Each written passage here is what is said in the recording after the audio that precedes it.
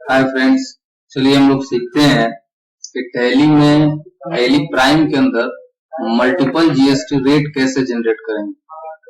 ठीक है, तो मल्टीपल जीएसटी रेट क्रिएट करने के लिए हम लोगों को क्या करना है, कैसे करना है, आइए हम लोग इसको ध्यान से देखते हैं। सबसे पहले हम क्या करते हैं कि इसमें कंपनी क्रिएट करते हैं। कंपनी क्रिएट करने के लिए हमने पहले अपना टैली प्राइम ओपन कर रखा है। अब यहाँ पर हम क्या करेंगे कि F3 प्रेस करेंगे। ठीक है, और F3 प्रेस करने के बाद हमने क्रिएट कंपनी लिया। क्रिएट कंपनी में हम क्या करेंगे, जैसे हमने कंपनी का नाम ही रख दिया मल्टीपल जीएसटी रेट। ठीक है, और हमारा कंपनी हो गया SSM, लोकेशन हो गया हमारा बिहार, जो भी है पिन कोड। इसके बाद बाकी जो कुछ भी है यहाँ पर हम फाइनेंशियल चेक कर लेंगे ताकि जीएसटी को मेंटेन कर सकें। इसके बाद हमको क्या करना है कि आगे हमें एक्सेप्ट कर लेना है, कंट्रोल के साथ ए प्रेस कर देंगे। यहाँ पर हमारा कंपनी का नाम दिखा रहा है मल्टीपल जीएसटी रेट, और यहाँ पर भी कोई वाउचर का एंट्री नहीं हुआ है, तो डायरेक्ट हम वाउचर का एंट्री करते हैं। तो फिलहाल हम मान लीजिए कि कंपनी को सबसे पहले क्या करेंगे कि हमें कुछ क्या कर लेना होगा कि कंपनी के टर्नओवर को करने के लिए पहले हम F6 में एंट्री कर लेते हैं। ठीक है, तो CR साइड में हमने अल्ट प्रेस करा और यहाँ पर हमने टाइप करा capital account. Capital account, capital का अंडर ग्रुप क्या होता है, कैपिटल होता है। मान लीजिए कि मेरी कंपनी जो है टोटल कैपिटल हमने कंपनी में 12 लाख रुपया लगाया है। उसके बाद हम यहाँ पर कैश इनबिल्ट कर देते हैं, कैश ले लिए। उसके बाद हमने यहाँ पर 12 लाख रुपया ले लिया। फिर इसके बाद हमने क्या किया, F9 प्रेस करेंगे। ध्यान रखिएगा कि जैसे कभी कभी क्या होता है कि यहाँ पर हमको क्या करना होता है कि यहाँ पर कभी कभी कॉमन लेजर, क्योंकि मेरा ऑफ था, इसको पहले हम यस कर लेते हैं। मान लीजिए सपोज है कि आपका जो ट्रांजेक्शन है, परचेज का जो वाउचर खुला है, वो कुछ इस प्रकार से पूछ रहा है कि पार्टी अकाउंट नेम और परचेज लेजर नेम। तो एक बात समझिए कि जैसे अगर मान लीजिए कि एक ही समान मतलब जो हमारा लेजर का जो जीएसटी रेट है वो एक है और आइटम बहुत सारे हैं, तो जब जीएसटी रेट एक रहेगा और आइटम बहुत सारा रहेगा तो उसी केस में ये परचेज लेजर खुला रहेगा।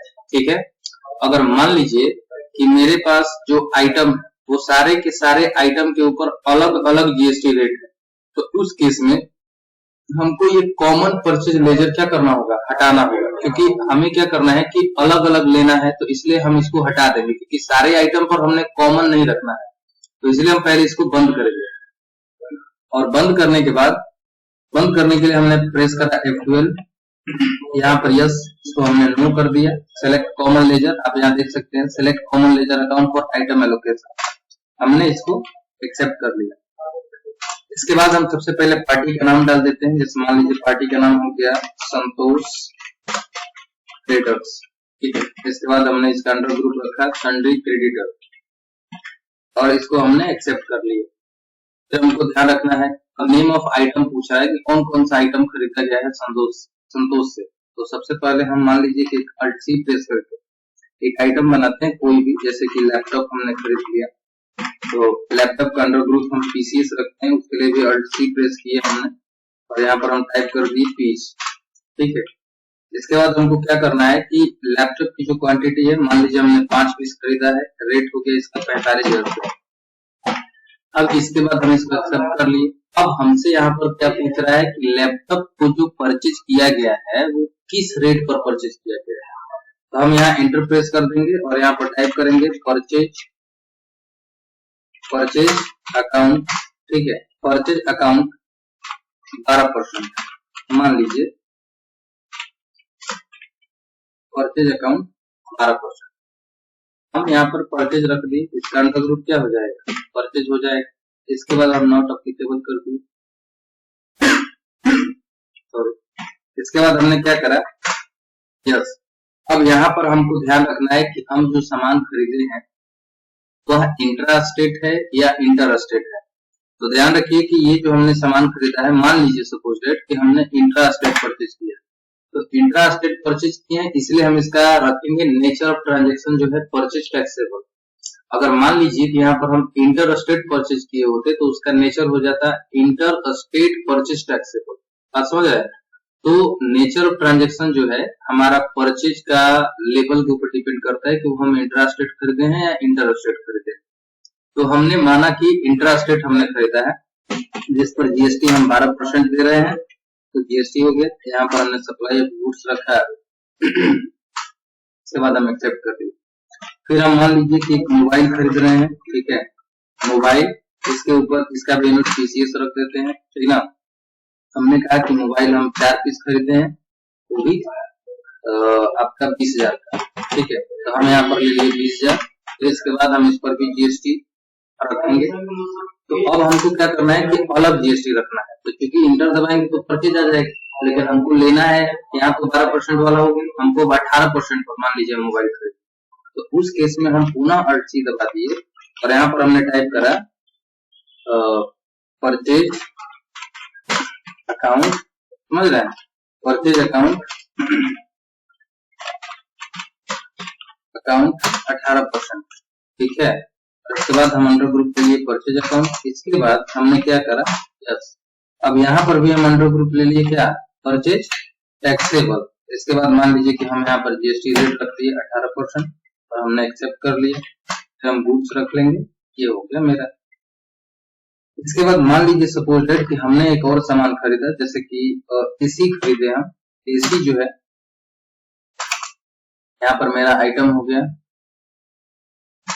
टीसीएस यूनिट हो गया हमारा।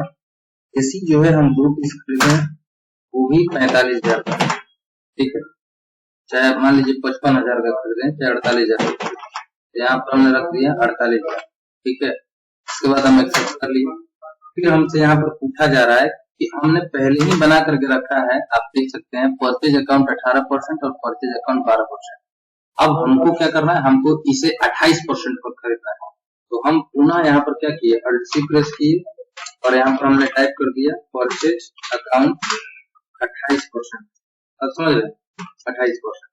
इसके बाद हम यहाँ पर अंडर ग्रुप रख दिए परचेज, यहाँ पर हम क्या रखें, यस, इसका भी अंडर ग्रुप हमने क्या रख लिया, परचेज टैक्सेबल, ठीक है। इसके बाद हम यहाँ पर क्या किए, यहाँ पर हमने 28% रखा है, 28% ले लिया।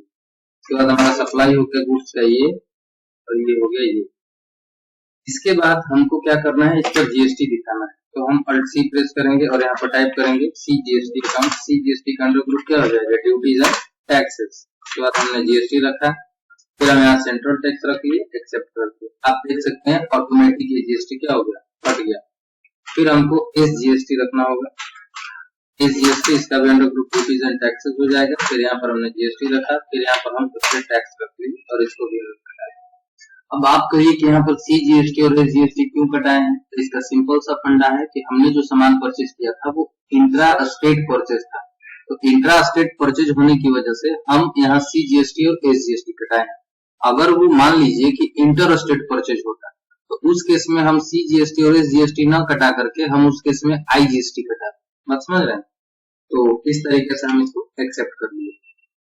अब जो भी आइटम हमने परचेज किया है, इस परचेज किए हुए आइटम को अगर हम देखना चाहते हैं तो भाई हम अपने वाउचर को देखना चाहते हैं, तो हम पेज अप बटन का इस्तेमाल करते हैं। तो जैसे आप देख सकते हैं लैपटॉप 5 पीस, मोबाइल 4 पीस और एसी हमारा 2 पीस है, ठीक है। उसके बाद अब हम इसको क्या करते हैं, अब इसी को हम बेच देते हैं। तो बेचने के लिए हम क्या करेंगे, बटन F8 प्रेस करेंगे और इसको हम बेच रहे हैं, तो पार्टी का नाम हो गया मान लीजिए कि हमारा संजीव, ठीक है, संजीव। इसका अंडर ग्रुप हो गया सन्ड्री डेटर, ठीक है। क्रेडिटर परचेज के लिए होता है और डेटर जो होता है वो मतलब सेल इस पार्टी को हम कर रहे हैं उसके लिए। हमने पहले से ही आइटम बना रखा है, मोबाइल मेरे पास 4 पीस है, मान लीजिए कि हम इसको 2 पीस बेच दिए। इसका रेट आई थिंक हमने रखा था 20,000, मान लीजिए इसको हम 25,000 में बेच देते, ठीक है। फिर इसके बाद हम यहाँ पर अब हमसे पूछा जा रहा है कि मोबाइल जो हम बेचे हैं वो कितना % के जीएसटी रेट पर बेच रहे हैं।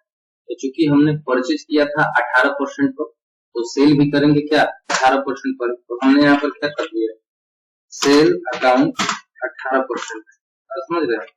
इसके बाद हम अंडर टू क्या ले लिए, सेल्स अकाउंट, और इसको हमने क्या करा, इस पर जो जीएसटी है वो यस कर दिए। अब इसको हम मान लीजिए कि हम राज्य के बाहर बेचे, तो उस केस में हम यहाँ पर क्या रखते हैं, integrated inter state sales taxable रख लेते हैं, ठीक है। और कितना हमने रखा था, 18%। इसके बाद हम इसको एक्सेप्ट कर लिए, और इसके बाद मोबाइल के बाद हमारे पास एसी था, ठीक है। एसी हमारे पास 2 पीस था, 1 पीस हम रख लेते हैं, मान लीजिए इसको हमने 50,000 में, ठीक है। फिर इसके बाद हम यहाँ पर सेल्स टैक्सेबल रखने के लिए ये जो सेल 18% था, हम एसी को 28% पर बेच रहे हैं, याद है, सेल्स अकाउंट। तो हम यहाँ पर क्या रख लिए, 28%। अब ये हो गया मेरा सेल्स अकाउंट, इसको हमने क्या करा, यस। इसके बाद हम यहाँ पर रखते हैं sales taxable, inter state sales taxable रखते हैं, समझ रहे हैं, क्योंकि हम राज्य के बाहर बेच रहे हैं इसको। तो इंटर स्टेट सेल्स टैक्सेबल यहाँ पर हम रखिए 28%। इसके बाद यहाँ पर हमने गुड्स रखा, ये हो गया, ये हो गया। इसके बाद हम यहाँ पर लैपटॉप ले लेते हैं। लैपटॉप मेरे पास 5 पीस है, हम इसमें से 3 पीस बेच दिए, इसका प्राइस हम रखे थे 45,000, इसको मान लीजिए हम 55,000 में बेच देते हैं, ठीक है। फिर हमारे पास ये हो गया। इसको हम क्या करेंगे कि अल्ट सी प्रेस किए और यहाँ पर हम टाइप कर दिए सेल्स अकाउंट 12%, ठीक है, क्योंकि हम 12% पर इसे किए थे। हमने यहाँ पर रख लिया यस। अब हम क्या रखेंगे, इंटीग्रेटेड सेल्स टैक्सेबल रखते हैं, इंटर स्टेट सेल्स टैक्सेबल, और यहाँ पर हम रखिए 12%। इसके बाद इसको एक्सेप्ट कर दिए, सप्लाई हो गया हमारा गुड्स, और इसके बाद हमने इसे एक्सेप्ट करा। अब यहाँ ध्यान रखिए कि जो हम बेचे हैं ये इंटर स्टेट बेचे हैं, तो इसलिए हम यहाँ पर सिर्फ और सिर्फ आईजीएसटी का अंडर ग्रुप क्या हो जाता है, ड्यूटीज एंड टैक्सेस। अब हमने यहाँ पर क्या रख लिया, जीएसटी रख लिया, और यहाँ पर हम रख लिए इंटीग्रेटेड टैक्स, ठीक है। इसके बाद हम एक्सेप्ट कर दिए, हमारा टैक्स कट। इस प्रकार से हम इसको एक्सेप्ट कर लेते हैं। मान लीजिए कि हमको बिल देखना है सेल का, ठीक है, तो हम उसके लिए अल्ट के साथ पी प्रेस करेंगे, करंट, और इसके बाद हमने यहाँ पर प्रीव्यू करा, अल्ट के प्रेस कर दिया। अब यहाँ पर आप देख सकते हैं एसी लैपटॉप जो भी है, इसका सारा का सारा जीएसटी रेट यहाँ पर दिखा रहा है। यहाँ पर अलग अलग वैल्यूएबल है, वैल्यू के हिसाब से इंटीग्रेटेड टैक्स भी हमारा बना हुआ, ठीक है। आप इसको डिटेल में देखना चाहते हैं तो उसके लिए आप क्या कर सकते हैं, डे बुक चेक करेंगे, ठीक है, डे बुक, और इसके बाद हम अल्ट F1 प्रेस कर देंगे। अल्ट F1 प्रेस करेंगे तो इससे फायदा ये होगा कि हम कितने प्रकार के टैक्स लिए हैं, सेल्स 18%, 28% और 12%। आप यहाँ देख सकते हैं, परचेज 12%, 18% और 28%, इस पर सीजीएसटी, एसजीएसटी, और यहाँ पर आपका आईजीएसटी कटा हुआ। तो कुल मिला जुला करके हम इसी को बोलते हैं मल्टीपल जीएसटी रेट, मतलब आइटम अलग अलग है और सारे आइटम्स के ऊपर अलग अलग जीएसटी रेट कटा हुआ। तो इस प्रकार से आई होप कि आपको ये वीडियो काफी अच्छा लगा होगा, ठीक है। बाकी अगर इंफॉर्मेटिव जानकारी लगती है तो आप इसको लाइक करें, और सबसे अच्छी बात है कि आपको ये वीडियो देखने के लिए बहुत बहुत धन्यवाद। आपका दिन शुभ, जय।